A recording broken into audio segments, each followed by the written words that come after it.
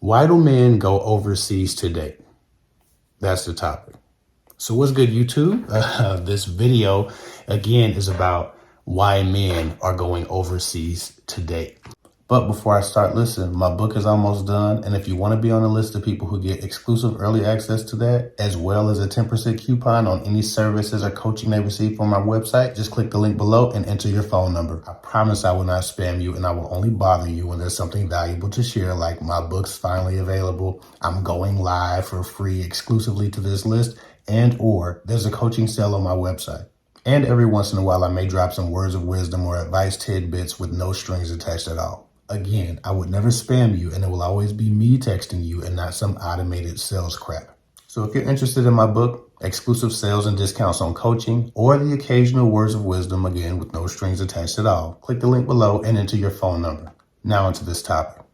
Now, I'm going to preface this by saying a lot of times people attack this conversation or attack the Passport Brothers ideology with insults, with disrespect, with emasculation, with minimization, with dehumanization, right? There's a lot of disgust in why men are going overseas to date.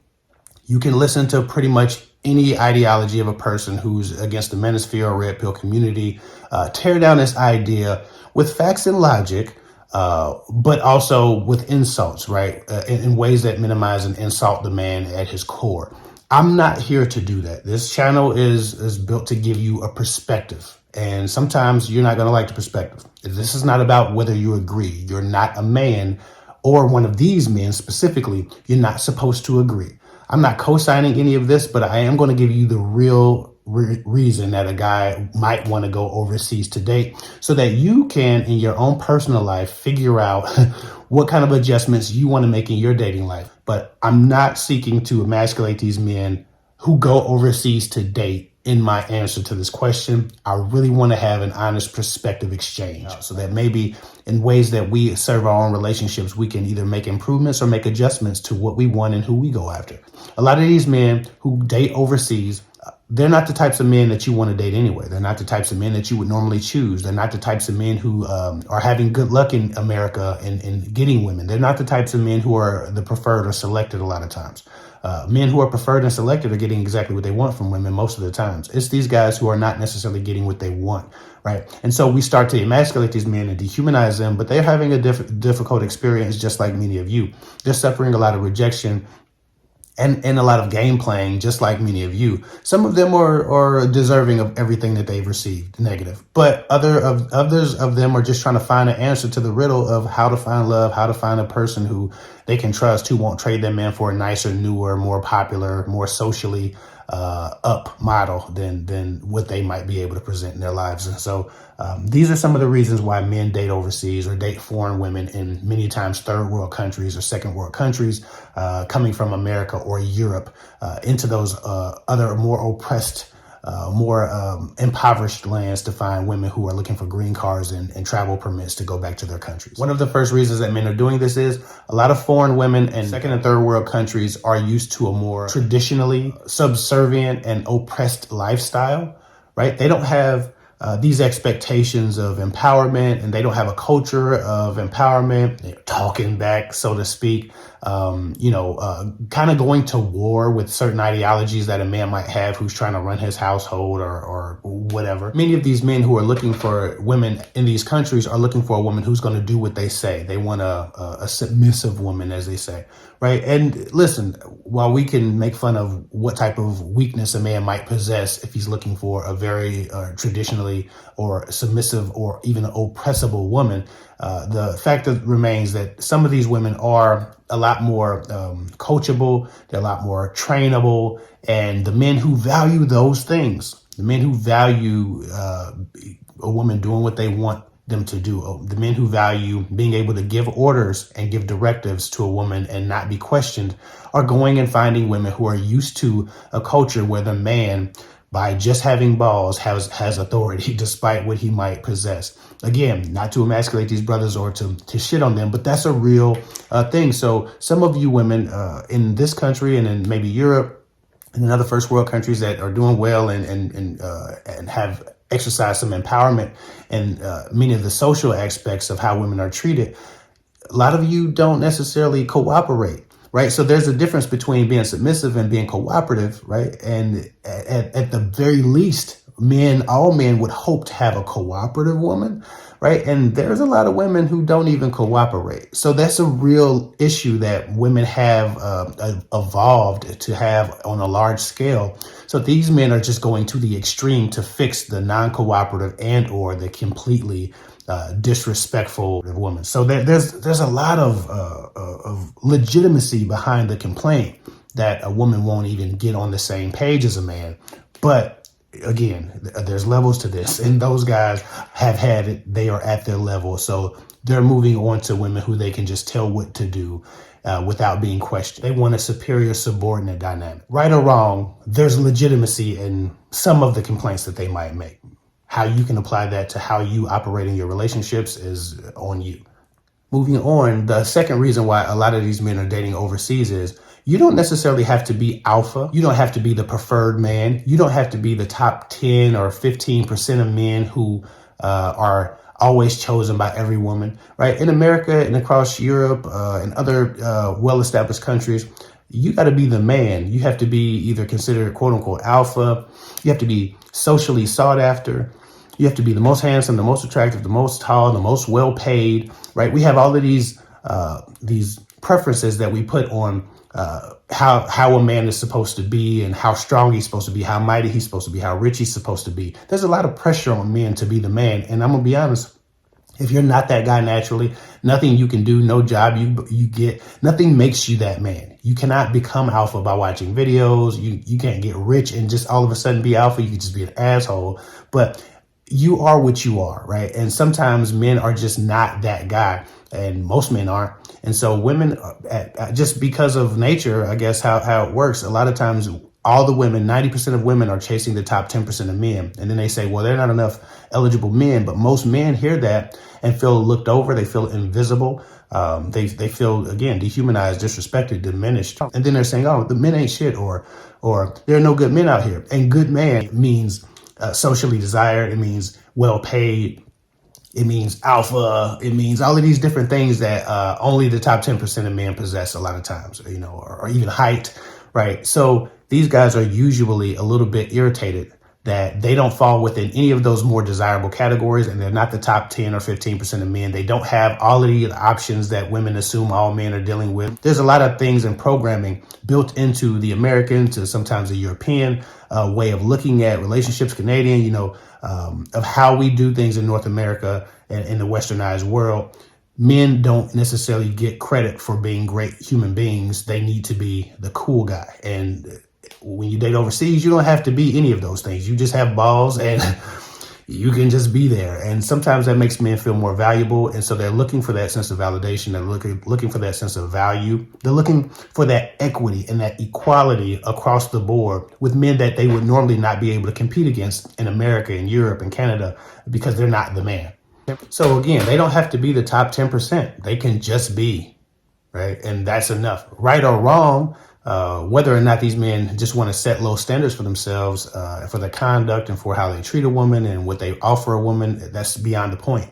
The point is there's some validity in wanting to be accepted. All of us want to be accepted. All of you here watching want to be accepted, right? You're looking for a way to get a man to be emotionally available, to accept you, to desire you back, right? These men are struggling with that too. And so they're trying to find, new ways of finding women who desire them back, who want them back, or who at least, respond to them. Most of these guys have DMs that are not popping. They're not full. They're not laying a different woman down every night. They're not going on multiple dates a month. Many of them, 1 in 3 men, they say aren't even having sex on a regular basis. They're, abstinent for the last 6 months to a year because they can't find a woman who would offer herself to them in that way. That gets old.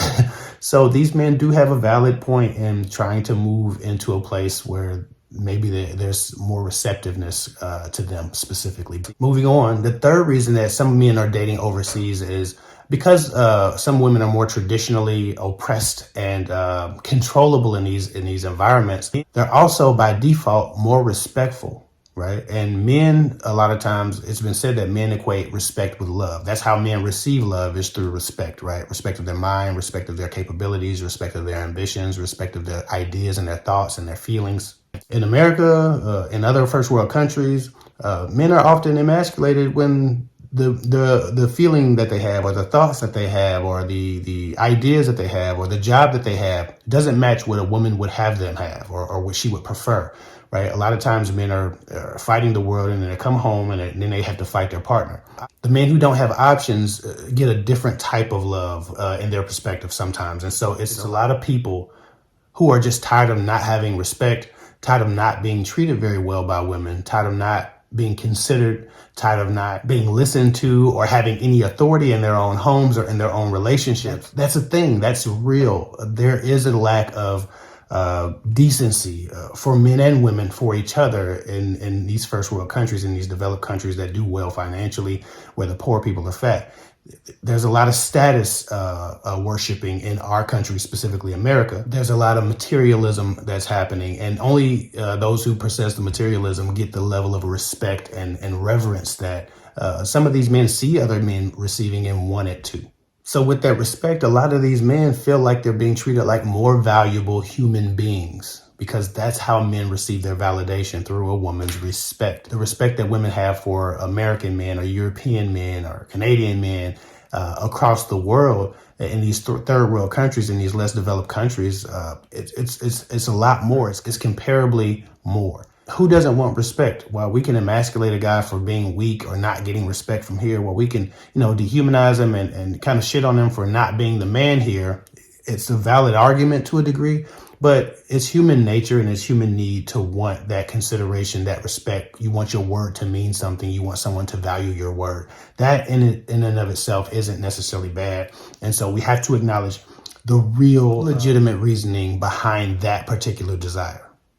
Y'all know, if y'all being honest with yourself, y'all know, especially in America, women are not the most respectful of certain types of men, right? And so again, these are all the men that you would pick over anyway. You're not looking at these guys. You're fighting over these guys. Y'all not all sharing the same bed. Y'all not all getting played by these types of guys. These are the guys that's having difficulty, so they're going somewhere else. We know, we understand that. We might not agree with it. We might be insulted by it or disgusted by it, but we get it. It's a human need.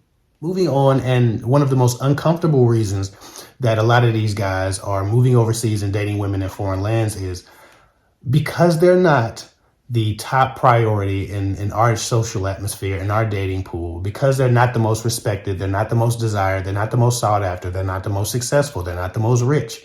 They're not the ones who have options. They're not getting the pick of the litter in America, in Europe, and Canada, and all across the world. I'm sure there's other countries, but they're not the guys that are getting picked by these really beautiful women. They see beautiful women every day who are just gorgeous, but they don't have access to those women. They have to date women who are much, much lower on the social totem pole and on the dating totem pole, so to speak. So foreign women, on average, are in better shape than a lot of westernized women. We poison our community with all kind of stuff. Capitalism has turned the American food industry into it's a cancer house, really. And it gives us so much garbage to put in our bodies that many Americans, just specifically talking about American, we're out of shape, we're overweight, we're obese. The majority of women are suffering from some kind of weight issue as compared to women in other countries who, if we're just being honest with ourselves, again, we don't have to like this information, but it's true. Women in other countries are in better shape, right? And on average, the women in other countries that guys have access to, who don't necessarily have access to the most in shape women here, to the most beautiful, desirable, popular women here, they don't have that access here. But in other countries, the drop dead gorgeous woman just sees a Canadian American, a European, somebody who has some status and who can get her out of that impoverished position. So they have access to the most beautiful women in these other countries. And it's not ever going to be threatened by their status or their lack of money or their lack of alpha quality. They get to find bad women in that country because there are a lot more women who are taking care of themselves and then giving them respect and consideration like women in America give respect and consideration predominantly to the top 10% of guys. And so you can get a finer woman overseas who's going to take care of her body because it's still traditionally woven within her culture that that's a part of a woman's duties. And for guys who are operating in a higher level of vanity or are just tired of being picked last and getting the last pick in America, you want to be, visually attracted to your partner. Sometimes it's hard to find a really gorgeous woman who will accept you in America because she has options. So the only time that they can get access to the type of beauty that they see on Instagram, that they're looking at on a daily basis but can't get hold of, is to go overseas and date beautiful women overseas. And they're a lot more abundantly available, and they're a lot more receptive to these guys. And they're also very beautiful, and they're also very submissive. They don't have access to that type of woman in America because those women have options, and they only submit to men who have a lot of money, who have a lot of abundance, who have a lot of other women fighting for them. So again, while it's uncomfortable, there's something to be taken from that. There's something that you can get from this idea that women are in better shape, take a little bit better care of themselves, and also more submissive, also more accepting, also more warm. And even if they're only doing that because they want a green card, even if they're only doing that because they want citizenship, even if they're only doing that because they don't have better options in their own countries and they're trying to escape whatever oppression is there. The men who go over there benefit from that. So yes, they're exploiting these oppressed women's living conditions and the lower standards that these women have for their behavior. They are exploiting those things. But to pretend like we don't understand the human nature, to prefer some of these other things, especially in the behaviors, it's just we're being irresponsible and we're pretending because it makes us feel better. Let's not pretend. There's something to be taken from that. In our individual lives, we can offer a little bit more cooperation. In our individual lives, we can present our best self in our relationships. In our individual lives, we can potentially give more respect to our partners. And again, we're just talking about the guys who go overseas and date overseas, where I'm not co-signing it. I'm just saying these are legitimate things. So you have to figure out what you can offer your relationships when you get with a man that you respect in our country or whatever country you're in that's doing well. Do better to present better in your relationships. That's the takeaway here.